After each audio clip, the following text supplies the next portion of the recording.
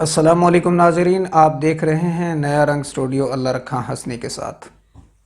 محترم ناظرین، today we are talking about Luc Montagnier, fake news and the age of propaganda. محترم ناظرین، آج کل جو خبر آگ کی طرح پھیلی ہوئی ہے اور سوشل میڈیا پر millions of people are visiting their Facebook accounts, Twitter and so on, تو اس میں یہ مخمصہ یا اضطراب پایا جاتا ہے کہ اینٹی ویکسینیشن جو ریمارکس ہیں، ایک فیک پوسٹ کے ذریعے یہ بات پھیلی ہے جو کہ ایک French Nobel prize winner scientist کے ایک سٹیٹمنٹ پہ کہ کرونا وائرس کی جو ویکسین ہے اس کے سائیڈ ایفیکٹس ہیں، حتیٰ کہ یہاں تک بیان داغا گیا کہ a person with in 2 years will dye after being vaccinated. تو بعد میں اس پر سوشل میڈیا پر بھی وضاحتیں آ چکی ہیں۔ اس بارے میں ہم تفصیلات میں نہیں جائیں گے کہ یہ کیونکہ اس خبر کی صداقت اور حقانیت بھی واضح ہو چکی ہے، سائیڈ ایفیکٹس ہیں یا نہیں، سائیڈ ایفیکٹس کے کتنے کیسز ہیں، اس پر بھی شواہد موجود ہیں۔ پہاڑوں کی سرزمین میں رہنے والا آدمی مراد ہے مونٹیگنیئر سے۔ 18 اگست 1932 کو پیدا ہونے والا فرانس میں یہ شخص جس نے بچپن کے اندر ایسی چیزیں دیکھیں جہاں سے ان کو تحریک ملی اس فیلڈ میں آنے کی، کہتے ہیں کہ میں بچپن میں میری والدہ کی طرف میری کشش تھی، والد محترم جو تھے ان کی طرف میرا میلان ایک بچے کی حیثیت سے کم تھا،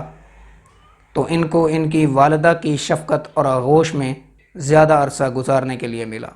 بچپن میں جب یہ تھے تو ان کے والد کو ایک مہلک بیماری تھی جس کے نتیجے میں وہ آرمی میں بھی نہیں جا سکے اور بطور اکاؤنٹنٹ اور اس طرح سے انہوں نے اپنی زندگی گزاری۔ تو جنگ کے دوران جب 1939 میں جنگ کا اعلان ہوا تو اس دوران یہ اپنے ماموں کے گھر میں یہ سارا جو خاندان تھا یہ انگور کاٹ رہے تھے۔ تو یہ کہتے ہیں کہ میں 2 جو واقعات پرو وار ہیں وہ میرے لیے بہت زیادہ میری میموری میں محفوظ ہو گئے۔ ایک وہ واقعہ جس کی وجہ سے یہ 2 دن کوما میں رہے،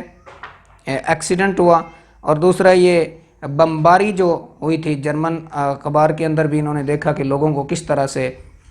بم سے اڑا دیا جاتا ہے، لوگوں کے جسم کے چیتھڑے، ان کے زخم، ان کی آہ و بقا ان کے دماغ پر اثرات مرتسم کرتی رہی۔ ساتھ ساتھ جب یہ جنگ کے دوران چھپے ہوئے تھے تو ان کے دادا جان کو بھی ایک جو بیماری تھی وہ لاحق ہو چکی تھی، تو اس سے ان کے جو دادا جان تھے وہ بھی ہیز بین ایکسپائرڈ۔ تو اس سے انہوں نے ایک مشن بنایا کہ میں نے میڈیکل فیلڈ کے اندر جانا ہے، اور یہ ہائی اسکول کے اندر جب ایڈمیشن لیا تو ان کی سائنسی بنیاد گویا کہ رکھی جا چکی تھی۔ کہتے ہیں کہ میرے والد گرامی جب ان کے ایام تھے ایسے کہ جب فراغت بھی تھیں اور ان کو ایسی مہلت حاصل تھی دولت کے لحاظ سے بھی، صحت کے بھی لحاظ سے، تو وہ بیٹریاں جو تھی پرانی وہ جوڑتے اور توڑتے رہتے تھے، انہیں بناتے رہتے تھے۔ تو میں نے وہاں سے موٹیویشن لی سائنس کے میدان میں آنے کی، ایک وہ دادا کی بیماری، باپ کی بیماری، اور دوسری یہ بیٹریاں جوڑنے والا۔ تو اس طرح سے انہوں نے اپنی سائنسی تحقیقات کے اندر اپنا سکہ جو ہے وہ جما لیا، اور امیونٹی سسٹم پر اور ہیومن بائیولوجی میں بہت ساری تحقیقات سے عوام الناس کو روشناس کروایا، اور سائنس کے میدان میں ایک نئی جہت جو ہے سائنس کو عطا کی۔ محترم ناظرین، جہاں دیگر ذرائع ہیں خبر کے پھیلانے میں، یہ رمسیس II 1274 کے اندر اس نے ایک شہر کو فتح کرنے کی غلط افواہ اڑا دی، حالانکہ وہ خبر سچ نہ تھی، لیکن ذرائع ابلاغ جو تھے وہ اتنے سرعت رفتار نہیں تھے، تو خبر پھیلنے کے اندر کچھ البتہ جو دیر ہے وہ لگ گئی تھی۔ اسی طرح 19ویں صدی میں دا سن جو ایک اخبار ہے، اس نے دا گریٹ مون کے نام سے ایک سیریز جو ہے وہ چلائی کہ چاند پر رہائش کی جو جگہ ہے وہ تلاش کی جا چکی ہے، جسے بعد میں دا گریٹ مون ہوکس کے نام سے جانا گیا۔ فیک نیوز کی تاریخ بہت پرانی ہے، فرق صرف اتنا ہے موجودہ دور میں جدید ذرائع ابلاغ اور سرعت رفتاری کے ساتھ، جہاں 707 فالوور ٹویٹر کے اور جہاں ملینز آف جو فیس بکر جو فرینڈز ہیں، اور اس کے علاوہ ساتھ ساتھ دیگر یوٹیوبرز وغیرہ اس پہ کام کر رہے ہیں، تو اس طرح سے فیک نیوز جو ہے وہ بڑی تیز رفتاری کے ساتھ، جہاں millions of people visit daily Facebook, Twitter, WhatsApp and so on, وہاں خبر پھیلانے میں بہت محنت نہیں کرنی پڑتی، دقت نہیں پیش آتی، تو خبر پھیل جاتی ہے۔ تو ناظرین، 2016 کے اندر ڈونلڈ ٹرمپ نے اپنی کمپین کے اندر بھی فیک نیوز کو استعمال کیا، حتیٰ کہ یہاں میں آپ کے سامنے اگر ایک چیز پیش کروں، the psychology of fake news के अंदर जिस किताब के 23 कंट्रीब्यूटर्स हैं, उसके अंदर एक मजमून में लिखते हैं कि 2016 के जो इंतखाबात हैं उसके नतीजे में ऑक्सफोर्ड डिक्शनरी में 2016 को पोस्ट ट्रुथ का साल करार दिया गया। अगले ही साल 365% इस फेक न्यूज़ के लफ्ज़ के इस्तेमाल की वजह से 2017 को कॉलिन्स डिक्शनरी ने फेक न्यूज़ का साल करार दिया। इसी से आप अंदाज़ा लगा सकते हैं कि फ़ेक न्यूज़ की मकबूलियत में कितना इजाफा हो रहा है। इसके सद्देबाब के लिए चंद एक प्रोजेक्ट्स और वेबसाइट्स लॉन्च की गई हैं, जिनमें से चंद एक का तज़किरा कर देता हूं, जैसे कि factcheck.org, factmeta.com, politifacto.com, snopes.com और truthorfiction.com।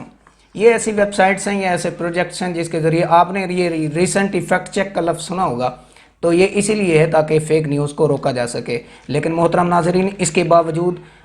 डोनाल्ड ट्रंप के दौरे हुकूमत में जो उनके दौरे सदारत है, उसमें पहले 869 दिनों के दौरान 10,697 गलत दावे किए गए रिपोर्ट के मुताबिक।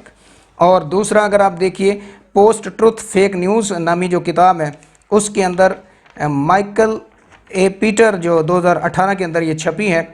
उसमें एक मजमून है हेनरी ए जेरोन का। उसके अंदर लिखते हैं, under Trump fake news has become a weaponised policy for legitimising ignorance and civic illiteracy. यहाँ से आप अंदाज़ा लगा सकते हैं कि फ़ेक न्यूज़ किस कदर अज़हान को अगवा कर रही है और झूठी खबरें, जैसे दौर नबूवत के बाद मुख्तलिफ वाज़ईन हदीस ने नबी करीम सल्लल्लाहु अलैहि वसल्लम से मंसूब करके कई हज़ार हदीसें घड़ दी और बाद में डंके की चोट पर कह दिया कि हमने इतनी हज़ार हदीसें घड़ ली हैं, तो आप इसको तलाश कर लीजिए कि कितनी हमने हदीसें वज़ा की हैं। तो उलमा इकराम ने अस्मा और रिजाल का फ़न ईजाद किया, एक एक को नथारा परखा जांचा, मीज़ान पे तोला और वाज़े कर दिया कौन सी हदीस जो है वो सही मंसूब इला नबी सल्लल्लाहु अलैहि वसल्लम है और कहाँ पर सुकम वाक़ है। लेकिन यहाँ पर इतने प्रोजेक्ट्स, वेबसाइट्स के बावजूद, कंट्रोलिंग अथॉरिटीज़ के बावजूद आप देखिए फ़ेक न्यूज़ दिन ब दिन बढ़ती जा रही हैं। मोहतरम नाज़रीन, लॉर्ड विल्कोन ने अपनी किताब crying wolf hate crimes हॉक्सेज in America के अंदर बताया है कि 80% जो जराइम पेश किए जाते हैं उसमें से ज़्यादातर मिज़ाह पर मबनी होते हैं या हल्के फुल्के जराइम होते हैं। यह प्रोपेगेंडा किया जाता है फेक न्यूज़ के ज़रिए एक ओपिनियन को इस्टेब्लिश करने के लिए। सियासतदानों की जानिबदाराना पॉलिसी के अमल से इसको गुजारा जाता है।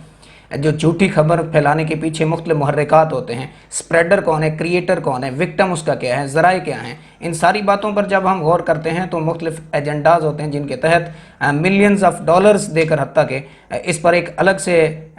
मुकम्मल रिपोर्ट पेश की जा सकती है कि किस एंकर ने इस प्रोपेगेंडा के अंदर कितने डॉलर्स कमाए हैं। इस सिलसिले में आप the true story of fake news bye mark dice और इसके अलावा द एज ऑफ प्रोपेगेंडा 1928 के अंदर जो किताब लिखी गई थी उसको देखा जा सकता है। लिबरल मीडिया इंडस्ट्रियल कॉम्प्लेक्स को देखा जा सकता है और ढेरों इस पर इतने हज़ार सफ़ात लिखे जा चुके हैं कि शायद